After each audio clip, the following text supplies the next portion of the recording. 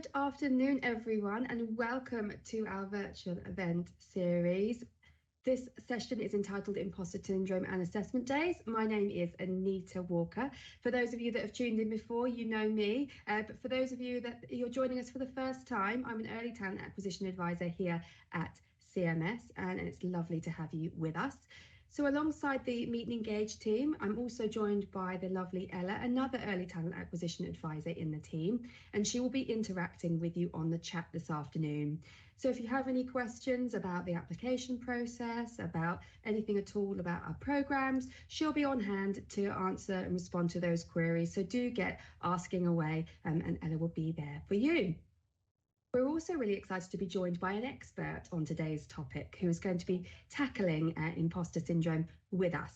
And I'm going to introduce you to her in just a moment. But before we get going, I wanted to start the session by asking you this question. Now, again, for those of you that have joined us before, you know the drill.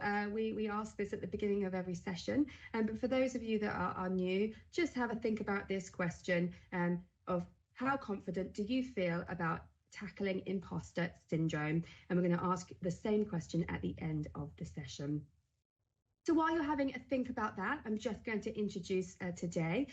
So imposter syndrome is a psychological occurrence in an individual where someone doubts their skills, talents, accomplishments, and feels fearful that they could be exposed as a fraud or potentially that they don't belong. And imposter syndrome is really experienced at all levels, in all industries, with all different types of people.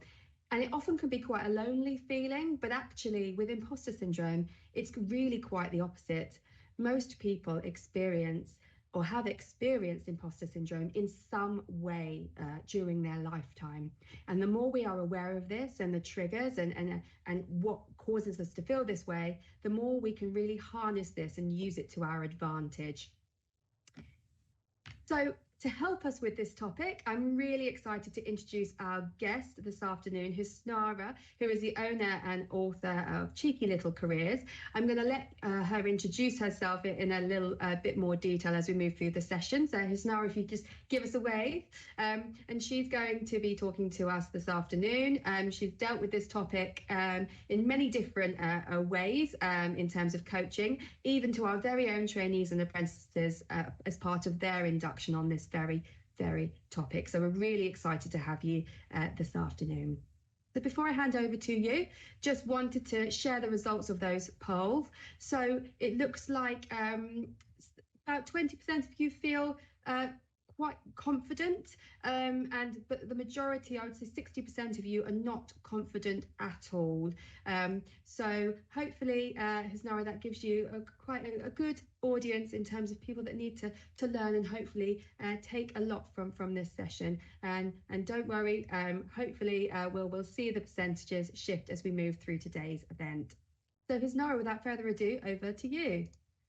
Thank you very much, Anita, and to CMS for inviting me to speak about this extremely important topic. As Anita has already highlighted, imposter syndrome can be experienced by lots of people at different stages in their careers.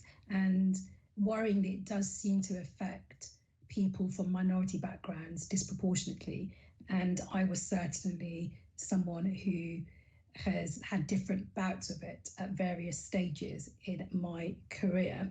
Let me give you a bit of background on myself before I sort of move on to the slides. So I'm very much in that 60%. I studied law at Warwick University, and that was probably the first time I started to begin to doubt myself, simply because I was at a university where there are lots of high-performing students, and I seriously started feeling as though I'd got there by luck or by fluke, unhelped by the fact that often I would have jokes fired at me, which now turn out to be microaggressions about how, oh, you only got in because they were feeling sorry for you, or, you know, you're a great advocate for diversity, etc., etc. I've even been told that I'm the poster girl for diversity. And the reason for that is I was the first person in my family to go to university. I have a disability. As you can see, I have Asian heritage. I consider myself as British Bangladeshi. and I was also the first person in my family to go to university. So I tick quite a lot of boxes, and you can see why.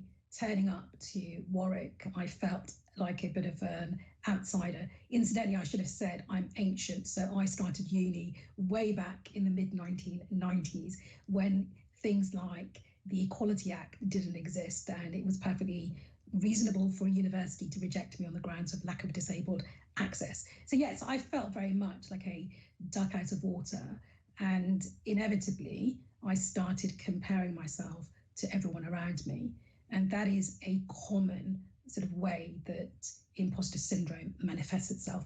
I'll look at some of the other ways that you might be experiencing imposter syndrome. What was really interesting is that back then in the 1990s, imposter syndrome wasn't even a phrase that ever got mentioned. So there I am experiencing imposter syndrome, not realizing what it was, and indeed how common it is. And as this slide highlights, it's not just Joe Blogg's public that would be experiencing it. Lots of celebrities have discussed it quite openly, probably most famously Michelle Obama.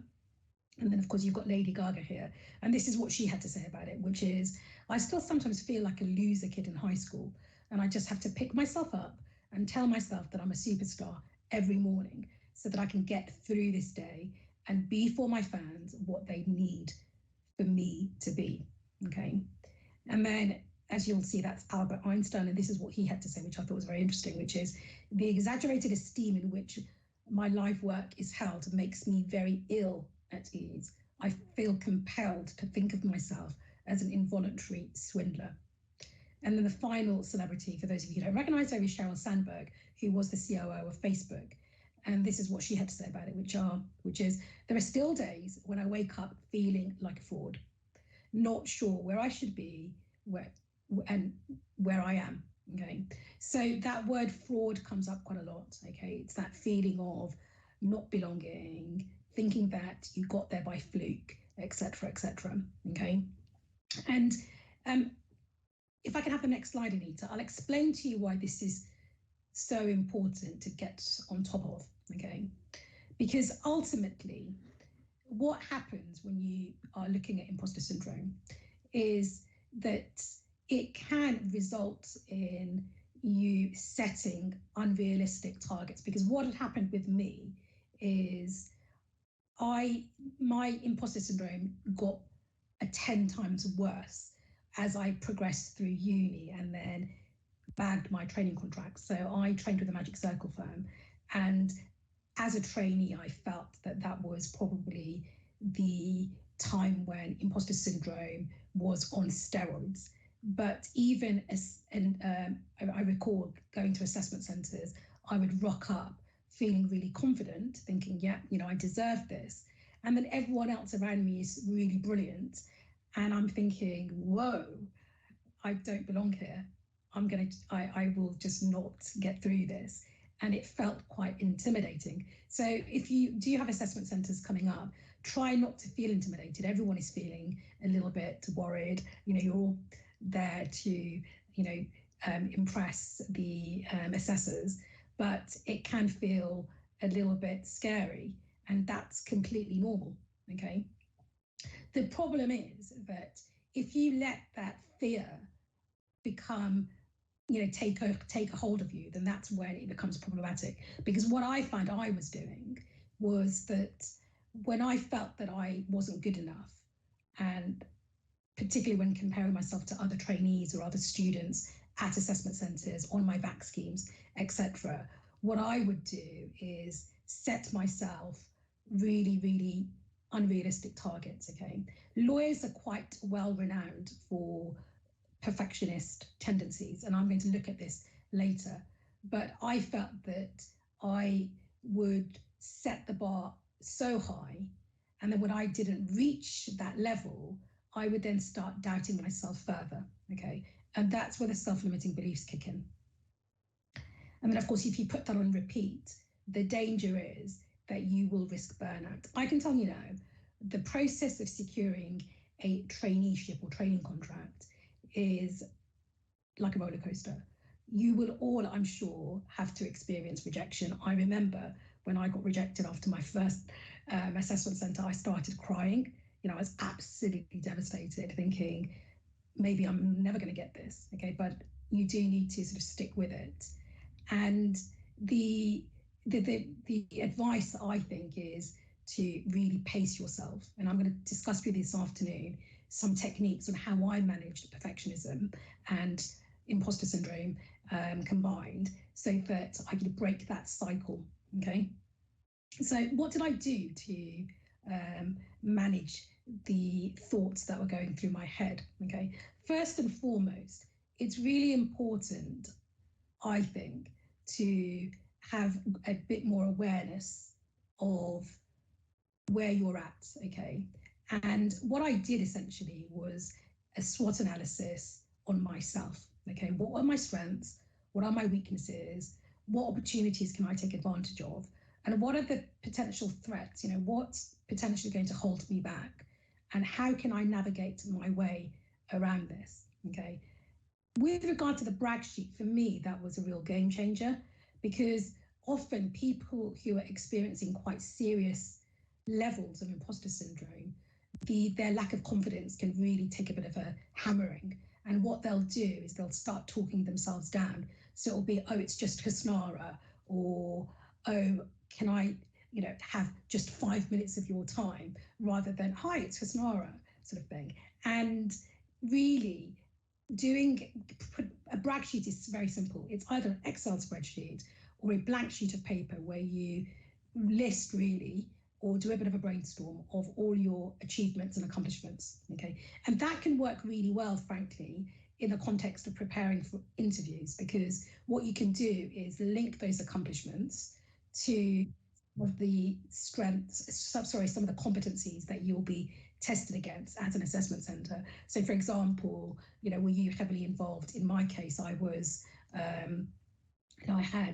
I won a Blue Peter badge. For those of you who don't know what Blue Peter is, Blue Peter is, it was a program that all 11 to sort of 14-year-olds watched after school, and it was really sort of like a documentary / lifestyle show. And I won a Blue Peter badge because I had organised a charity event. So great accomplishment. And what did that enable me to become better at? Organisational skills, resilience, because I organised that from my hospital bed. Okay, and to be able to list those and to be able to then talk about them to other people was a great way of, giving myself a bit of a pat on the back and saying, do you know what, I'm good enough to be here. Okay, I can't stress enough the importance of having a network of people around you. There are lots of mentoring programs that the legal sector has now got up and running. Okay, so if you can get involved in a formal networking program, mentoring program, then please do so. Otherwise, make LinkedIn your best friend. What you have that I didn't have, because the internet didn't exist when I was a student, is unprecedented access to the legal profession through social media. Have a think about sending a cheeky LinkedIn connection request to perhaps someone who's already a CMS trainee. Okay, I'm pretty confident that they'll be happy to give 10 minutes of their time just to have a chat to you about what it's like to work at the firm, and tap into students who are former, who are alumni from the university you're currently studying at. Okay, most people will be very glad to offer some tips and advice. Okay, and then in terms of cheerleaders, think about who in your network will be individuals who will have your back. Okay, who will always go around singing your praises. And that's, I think, a really great way to sell yourself with confidence, because you don't need to do it as much because everyone else is sneezing on your behalf and sharing the good news. Another key person to have in your network, which I've not mentioned in the slide, is get yourself an accountability buddy, because, or I call them wingman or wing person. So who's going to be your goose, if you're the maverick? And for me, having someone who is having similar experiences and just using them as a bit of a sounding board can be super effective to help lift your mood. Okay. Now, one thing that I hadn't fully appreciated is the subtle difference between confidence and competence. There are lots of people who will wander around and they're oozing confidence, okay? But that doesn't necessarily mean they're better than you. They just have a way about them that makes them feel at ease in the company of other people, okay? So don't use someone else's confidence as a reason to downplay your competence, okay? With regard to success, this is a topic I spend hours talking about. I was a very naive undergrad, and in fact, 20-something year old as well. Now, what I did was I was very easily influenced by what my peers were up to. I was also influenced by what the profession had defined as success. So back in the day when I was entering the profession, careers for lawyers were very straight down the line. You join a law firm as a trainee, you move on and you become an associate, and then you become a partner, and that is the pinnacle of your career as a future solicitor, okay? I now know that more people will have a zigzag career, and that is absolutely fine, okay?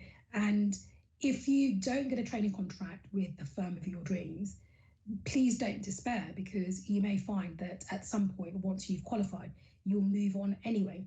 And lots of lawyers in my network have started life at smaller regional firms and moved to London, and then others have started in large city firms and moved on to smaller firms, or in my case, left the profession altogether.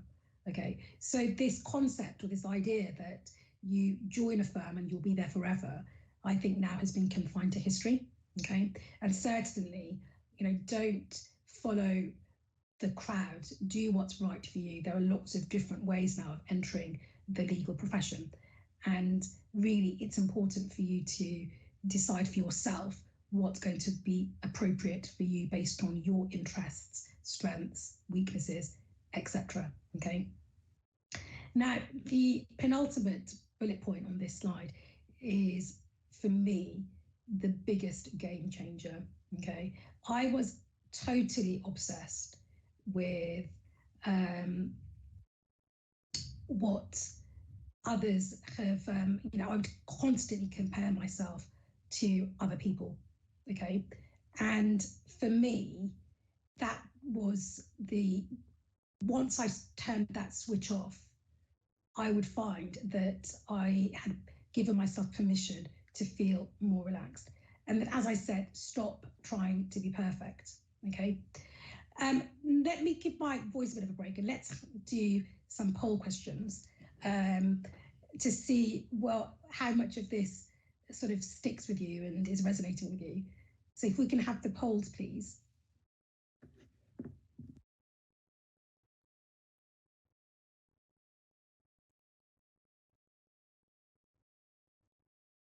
Okay, so while we go through the polls, I'll tell you sort of what my experience of getting a training contract was like. Okay, so as I said, I had experienced imposter syndrome from quite a young age, and I suspect it was mostly due to my background, being the girl who grew up in the hood. So I grew up in Luton, and when I started school, I couldn't even speak English. So for me to start university was a big enough deal. And I also felt that I was paying the disability penalty, in that I was worried that I needed to prove that I deserved a seat at the table, okay? And that's probably, I think, one of the biggest reasons why I am worried about whether or not I was going to fit in, or whether I was a fraud, etc.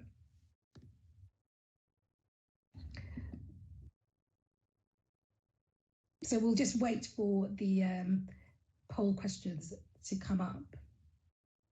By the way, for those of you who feel that you are also obsessing about what others think of you, then there are two books that I thoroughly recommend. One is called The Joy of Not Giving an F, and the other one is called The Art of Not Giving an F. Okay. And really, if you are obsessing about what others are thinking of you, then all I can say is ask yourself this simple question: whose opinion really matters? Okay. I was speaking to a law influencer yesterday called, she's called so her name is Emma Lilly, and she runs the In-House Potter Instagram sort of blog. And we were talking about this very topic and how lawyers in particular obsess with top brands. Okay. And for me, it's really important to not be influenced by the brand simply because you think it's going to look good on your CV. Okay. And when you're asking your network for advice, do make sure that you're differentiating between what is someone's opinion, often based on what they are, their own personal experiences, which can be a bit out of date or biased, versus advice. Okay, so if they are saying something to you that sounds overly simplistic, ask them what's their reason for holding that position. Anyway, it looks like the poll results are in. So with regard to, I believe the success I've had to date has been a fluke. Often has had the most votes, which is 38%, and always, wow, 23%. So we can, and then sometimes 30%. So that is really one of the most common ways of imposter syndrome manifesting itself. And then with the next one, I worry people find out that I'm not as capable as they think I am. Wow, 25% of you have said always, and then 33% often, and then 41% sometimes. So again, it sounds to me, I know it sounds a bit perverse, but it's reassuring that so many of you are feeling like this, because one of the horrible things about imposter syndrome is that we often doubt ourselves privately and believe that we are the only people feeling this, okay? And because it's a real taboo and no one wants to talk about it. And then again, that cycle continues where you feel like you're the only person in the world experiencing imposter syndrome. So hopefully these poll results are showing you that in fact it's more prevalent. And I do believe that it's very prevalent in high performing environments like law, but it's, can emerge in other industries as much. Okay, so with regard to the downplaying your strengths and achievements, sometimes is 45%, which is, again, does not surprise me. Interestingly, 27% of you say you always play down your strengths and achievements. That does need to be addressed, okay? Let's be honest, because when you come to your assessment centres, you're there to talk about yourself in a positive manner, because an assessment centre is ultimately a pitch opportunity to sell yourself to CMS, okay? Again, connected to the strengths and achievements one, the question about accepting compliments or praise. This is also a bit of a British thing, but 45% of you say that you often find it difficult. And I have to say that I used to cringe when someone paid me a compliment. Thankfully, my skin is dark enough that I wouldn't blush, but it did make me feel very uncomfortable. And now I've learned that it's actually okay to say thank you and move on. Right, okay, so the biggie. I always compare myself to other students and aspiring lawyers. Wow, 63% said always. That's, it doesn't surprise me, but it does surprise me because I didn't expect it to be this high. Yeah, and I would say that is by far the most common way that imposter syndrome manifests itself. And I'm going to come on to some self-limiting beliefs. And one of the most common self-limiting beliefs that's relevant in the context of imposter syndrome is the comparing and despairing. Where you feel that everyone around you is getting interviews for TCs and VAC schemes and has got top grades, and you haven't even banked one single, you haven't posted one application, and you're beginning to think, oh my God, I don't have this in me, sort of thing. And again, this is where having that wingman or wingwoman would be a great addition to your network, because simply just having that sounding board to say to someone, look, I'm feeling like this, can be really helpful. But at the same time, use that individual as an accountability buddy, and you can then encourage each other to aim higher. And that's a really good technique to manage procrastination, which frankly is inevitable during the training contract and VAC scheme application process. Yeah, so finally, success doesn't come easy to me. 27% of you said always, and often again was 27%, and then sometimes 36%. Yeah, I felt that I would always have to work a little bit harder, and that's what I meant about setting the bar ridiculously high, which feeds to that sort of perfectionism way of behaving, which sounds great, but as I'm about to reveal, is not ideal. Okay, so perfectionism is very, very prevalent in the legal sector, and often trainees and associates would label themselves as being a perfectionist because they felt that it was a strength and it was almost like a badge of honor. Okay, and what we've now begun to realize as the industry takes a lot more interest in well-being of its sort of talent is that actually it's not a badge of honor at all. In fact, it's quite the opposite. Okay, and what is it? So it's that relentless sort of effort to achieve extremely high standards, and by that I mean almost unrealistic standards, because of course in law your clients expect you to generate really good quality work.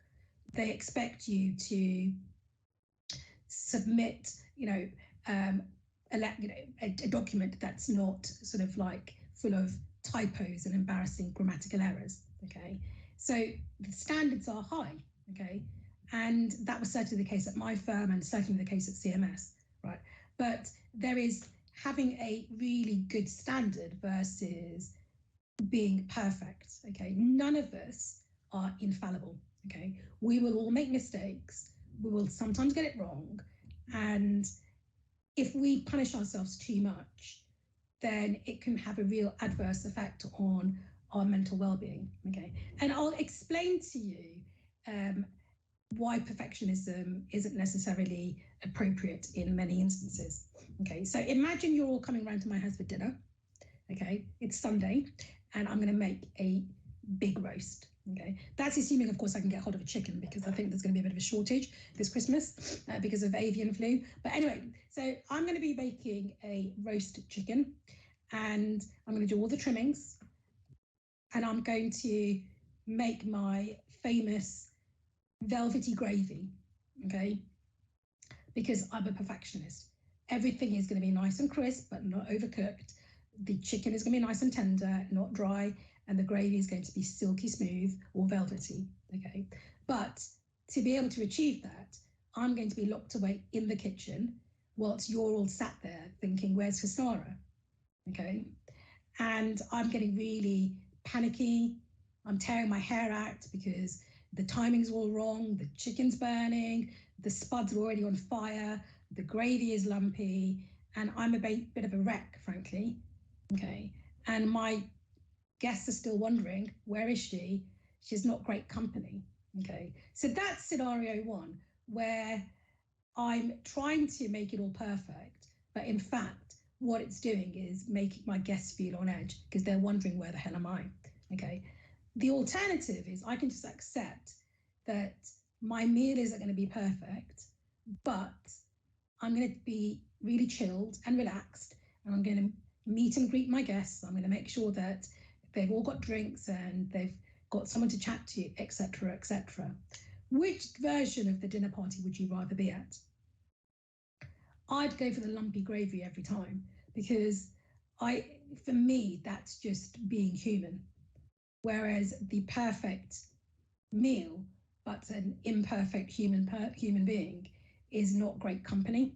Okay, so for me, it's much better to aim for, brilliant and very good rather than perfect. Can we have the next slide, please?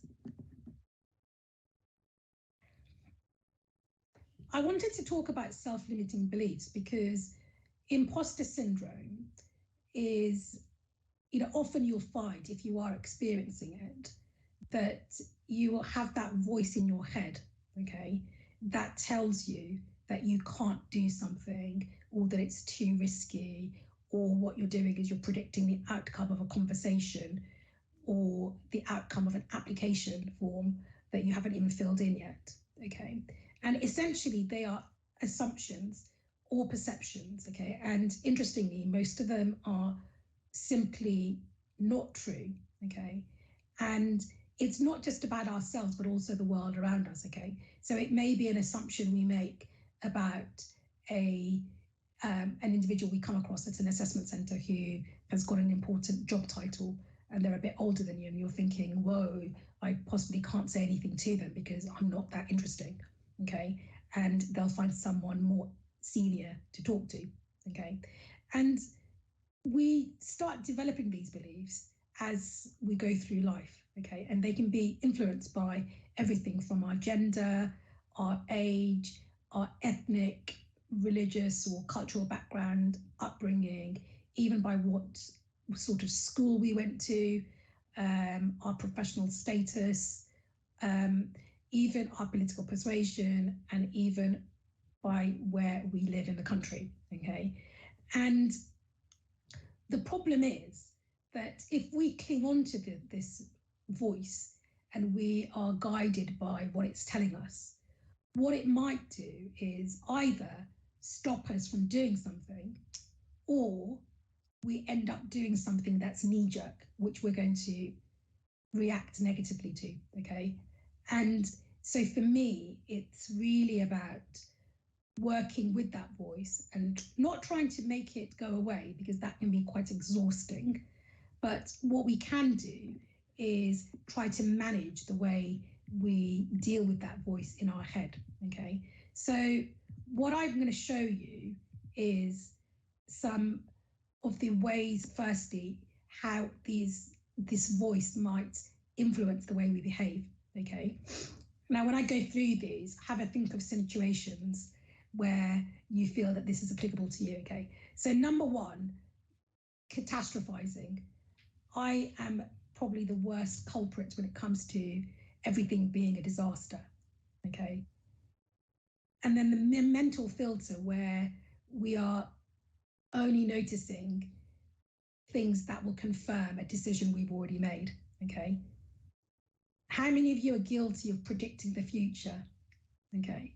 And not having any sort of grounds for thinking that in the first instance? And do you ever find yourself mind reading, okay, predicting what the person around you is about to say or do, okay, without even attempting to ask them, okay? And then I mentioned comparing and despairing, the one that I, as well as catastrophizing, the compare and despair is one that I've been very, very guilty of, okay? And then being overly critical. And this is especially important in the context of assessment centres and interviews, okay? Because some of these thinking patterns can actually emerge during an assessment centre, okay? Because it may be that one activity you got involved in, what didn't go as planned, okay? The danger is that what you do is you catastrophize, or you overly compare yourself to other students, and then you throw the towel in and you allow it to affect the way you perform during the rest of the day, okay? So, because I know it, and I see this happen quite a lot in the career coaching work that I do, which is where you end up throwing the towel in, losing your composure, thinking, this is a bit of a car crash and I'm never going to get through, okay? And the much better way of managing that situation is actually thinking, okay, that wasn't the best, but I've still got a lot to play for, and I'm going to carry on as if that's not happened. And usually you'll find that that's enough to get you over the finishing line, because the assessors at the assessment centre are, know that interview nerves will kick in, will know that you may feel a bit intimidated or overwhelmed. So they will make allowances for that, okay? And the other ones, the unrealistic expectations, they're usually, the should have, could have, would have, okay, or shouldn't have. And then finally, the assumptions, okay, that we're making about stuff going on around us, rather than just pointing to what's directly in front of us. Okay, so you may find that you're experiencing all of these or some of these.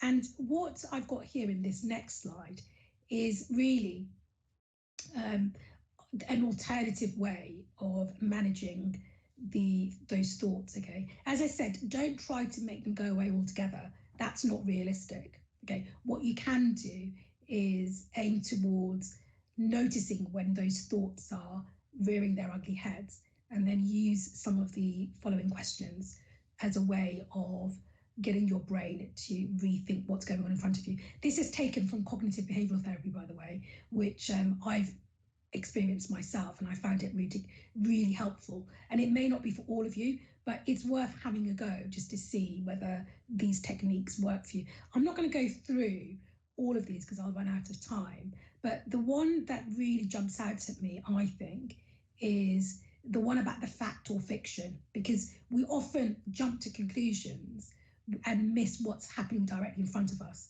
okay? And we will jump to conclusions about what we should or shouldn't do based on opinion, hearsay, throwaway remarks, inaccurate information. And the other one I like also is the likely consequences of a situation, okay? You'll find that if you were describing the situation to a family member or friend, I suspect you will end up really playing down what's happening and trying to reassure your family member or friend that the worst isn't going to happen, okay? So do feel free to take a screenshot of these questions, because they are very useful ways of managing the unhelpful thought patterns that I described in the previous slide. Another technique I found really helpful to manage imposter syndrome, again, because I'm a huge advocate of all things well-being, is affirmation statements, okay? Now, don't rush off thinking, oh, this isn't for me.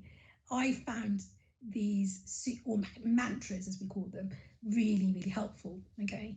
And again, it may not be for you, but it's always worth having a go, and then you can always ditch it if it doesn't work, because some people respond very well to these, others, will have a neutral effect on them, okay? So the way to go about writing an affirmation statement is start by thinking about an area of your professional or student life that you'd like to change for the better. So it could be something as simple as, I want to get a place on the CMS Summer Academy, okay?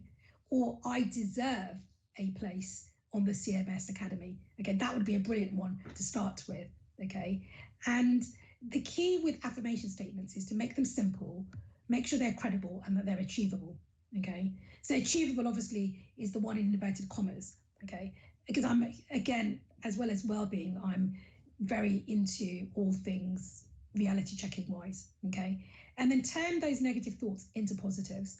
And then it's important to write the affirmation in the present tense, hence saying, I deserve a place on the CMS Academy, or I am going to get a training contract.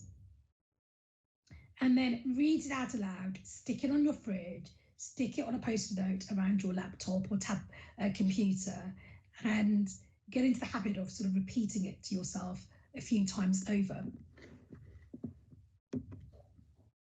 So these are more examples of affirmation statements that I just wanted to end the session with, okay? So, as I said, you've got here, I'm motivated and feel excited about joining CMS. That one, perhaps, you're one step away from, but that could be if you get to the academy, okay? So these are some that I've come up with. experiment. You don't need to have one. I even have one as simple as I am calm for moments when I feel a bit anxious. And with 1 minute to go, here you go. So I just wanted to end with a little quote from Brendan Burchard.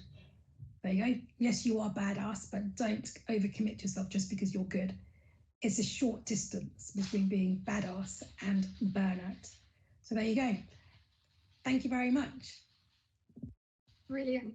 Thank you so much, Husna. That was absolutely fantastic, incredibly insightful. I've certainly learnt a lot, and I know a lot of those skills will be useful, not just for the assessment process and application process, but really moving on in all aspects of life. So really, really appreciate that. What brilliant, brilliant advice, and what a fantastic session. Really, really appreciate it.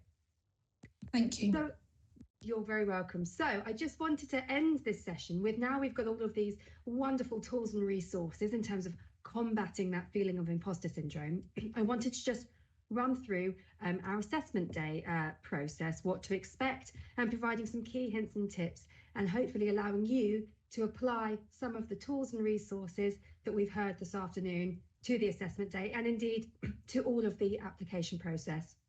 So just a little recap of the entire application process to kind of get to the assessment day. We have a four-stage process: an online application, a critical reasoning test, which we use the Watson Glaser, and then a pre-recorded video interview stage, and then we'll get to the assessment day.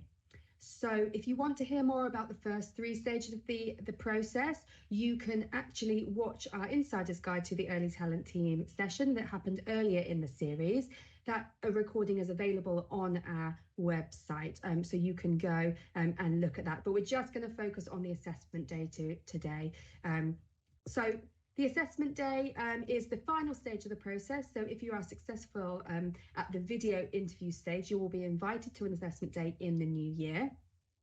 Our assessment day will be a virtual half-day event where you'll complete 3 exercises. So an interview with a senior lawyer, an individual case study exercise, and a group task. So that's just a kind of overview. It'll be about half a day, either a morning or an afternoon. So I'm just going to go through each of those exercises and give you a little bit more detail in terms of what to expect, and also provide some key hints and tips, and hopefully aligning it nicely to a lot of the tools and words of wisdom that we've heard this afternoon. So for the interview, so what to expect: you will have an individual interview virtually with it's usually a partner, but it will be a partner or an of-counsel kind of senior associate. And you'll have a mixture of competency and motivational based questions. So what we mean by that is competencies questions are using examples from your life to draw out some of those key skills. And motivational based questions are kind of asking you about you, getting to know you and why you want to practice law, why you're interested in the firm, etc. And then you'll have time to ask your questions at the end of the interview. So just some kind of hints and tips and bits of advice really from us on this is it's really important to engage and maintain good eye contact and kind of come across in a way that you kind of want to be seen. So think about eye contact, think about inflection, think about if you're saying or looking up to the ceiling, or think about how you're kind of coming across in that virtual setting. And take your time before answering the question. Actually, don't feel like you've got to rush or fill the silences because you've been asked a question. You don't have to respond with a kind of knee-jerk reaction straight away. Take a moment, have a sip of water, digest the question, and then formulate a response, using a lot of the techniques that Husna has touched on as well, to kind of keep yourself calm, keep yourself grounded before you answer. Because once you start speaking, that's it, the cat's out of the bag then, and kind of getting it back is harder. So just take that time. And if you need the interviewer to repeat or rephrase any of the questions, again, they're there for you to try and make the experience as positive as possible. So do ask, could you please repeat that? Or I'm not quite sure what you mean. And they will rephrase things for you. They want you to do your best. Also, just be your best self and be your authentic self. So again, that confidence piece. Don't try and be somebody you think we want, or try and put on a show for us. A future facing good lawyer at CMS comes in all different types. We're looking for a really diverse group of people from all backgrounds, all thought processes, all types. So really, you are a great future lawyer. Be yourself, be authentically you, be confident in that, and sell yourself, not who you think we want you to be.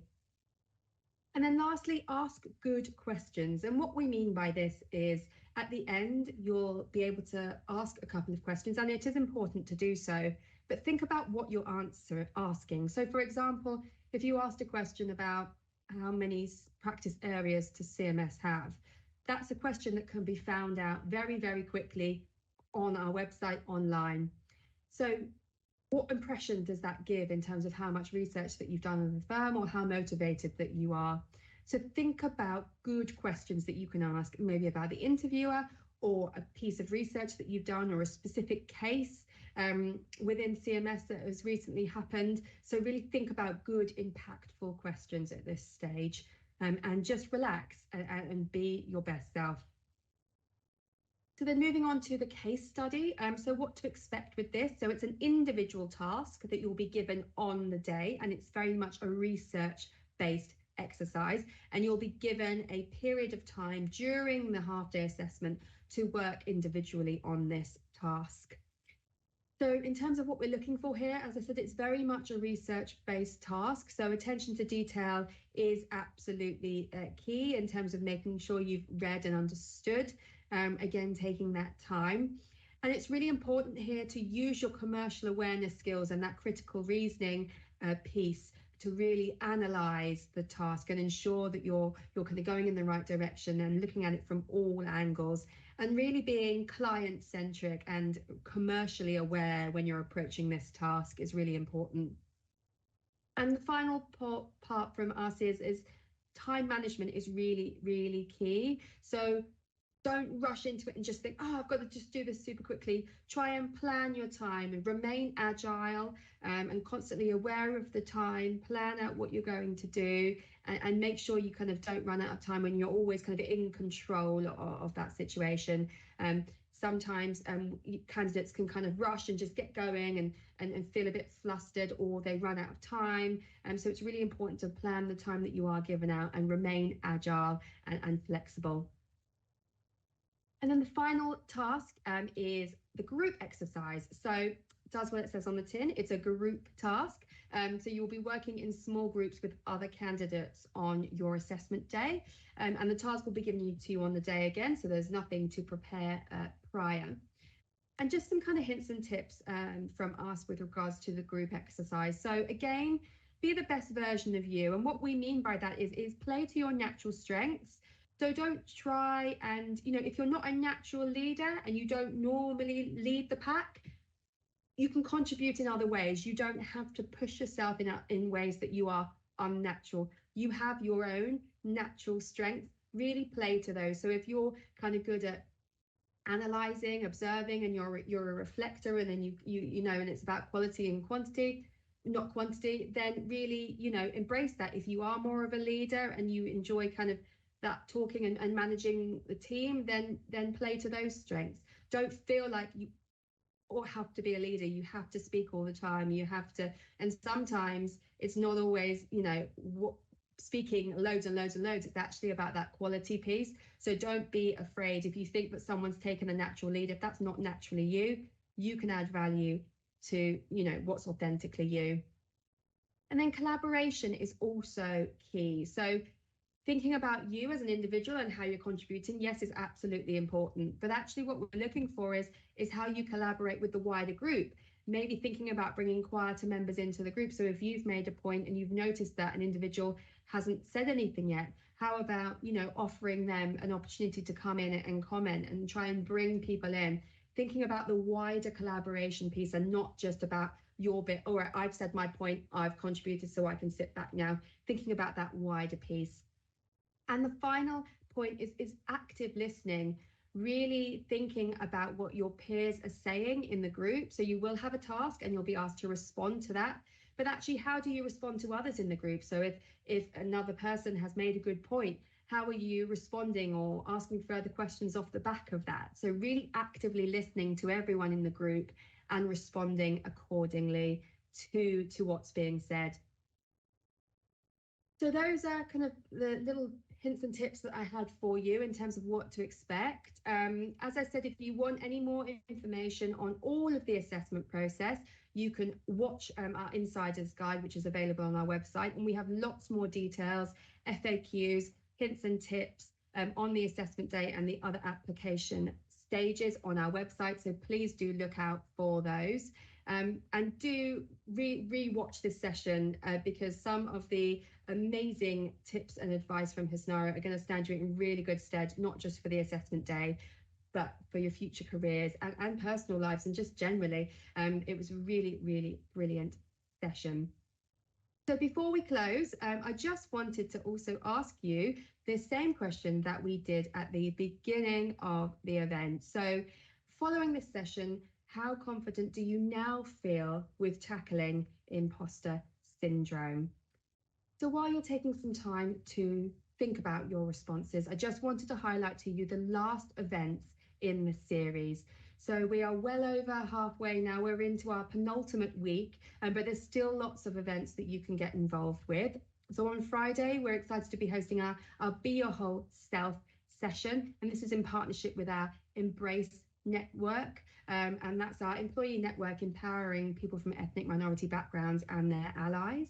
So please do come along that. That will be kind of a diversity and inclusion session. And then our final week, we are joined by some representatives from across the UK, and we'll be exploring what life is like outside of London within our regions in England and Scotland, and also in our international offices such as Dubai. And then we're going to finish the series with a bang in our innovation session in partnership with our innovation team, talking about future-facing law at CMS. So some really exciting sessions to come up. But if you've missed one of the sessions so far, or as I said, if you want to re-watch this session, all of the sessions are recorded and will be available for you to watch on our website. If you go into our events page and into our upcoming events, there'll be an event there for you to go and watch all of them at your leisure as many times as you like. And please don't forget to look at the CMS portal for all information, further hints and tips that will be available to you till the new year. So before we close, I wanted to share the results of those polls. So I can see we've had a big shift. So now 40% of people have said that they're very confident in tackling imposter syndrome. And I don't think we had anyone say that at the beginning of the session. So that's a really, really brilliant shift, and nobody is not confident at all. So that is absolutely fantastic and really, really brilliant to see how well this session has landed. And a huge thank you to Hisnara for that. Thank you to you as the audience for tuning in. Thank you to Meet and Engage, and thank you to Ella as well for managing the chat. Have a wonderful afternoon, and I hope to see you on Friday.